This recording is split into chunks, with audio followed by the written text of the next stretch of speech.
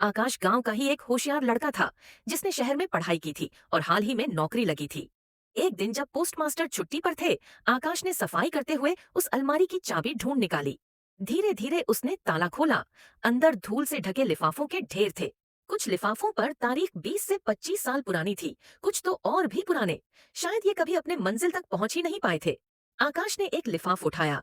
उस पर लिखा था, प्रिय सावित्री, अगर तुम ये खत पढ़ रही हो तो शायद मैं तुम्हें आखिरी बार कुछ कह रहा हूँ। आकाश ने आगे पढ़ा, लेकिन शब्द धुंधले हो चुके थे। खत के अंत में लिखा था, तुम्हारा राघव। उसकी आंखों में सवाल भर आए। ये खत क्यों नहीं भेजा गया?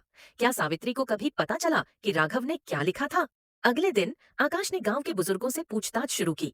एक बूढ़े ने बताया, राघव? हाँ बेटा, वो बड़ा नेक दिल था। सावित्री से शादी करना चाहता था, लेकिन उसके पिता ने मना कर दिया। फिर एक दिन राघव अचानक शहर चला गया और कभी लौटा ही नहीं। आकाश का दिल बेचैन हो उठा। उसने तय किया कि वह सावित्री को यह खत देकर रहेगा, चाहे वो अब कहीं भी हो। कई दिनों की खोज के बाद उसे पता चला कि सावित्री अब शहर के एक वृद्धाश्रम में रहती है। आकाश ने वहां जाकर उनका नाम लिया। एक सफेद बालों वाली शांत चेहरे वाली महिला सामने आई। जी, मैं सावित्री हूँ, आप कौन? उन्होंने पूछा। आकाश ने लिफाफ उनके हाथ में दे दिया। ये आपके लिए है। सावित्री के हाथ कांपने लगे। जैसे ही उन्होंने खत खोला, उनकी आंखों से आंसू बह निकले। ये तो राघव की लिखावट है, उन्होंने बमुश्किल कहा। उन्होंने खत पूरा पढ़ा और देर तक चुप रहीं। फिर धीरे से बोली, राघव ने लिखा है कि वो तुम्हारे लिए जिंदगी भर इंतजार करेगा, और उसने किया भी। मुझे अब समझ आया कि वो शादी क्यों नहीं कर पाया। आकाश ने पूछा, क्या आपको कभी पता चला कि वो आपको कितना चाहता था? सावित्री मुस्कुराई, लेकिन उनकी आंखें भीगी हुई थीं।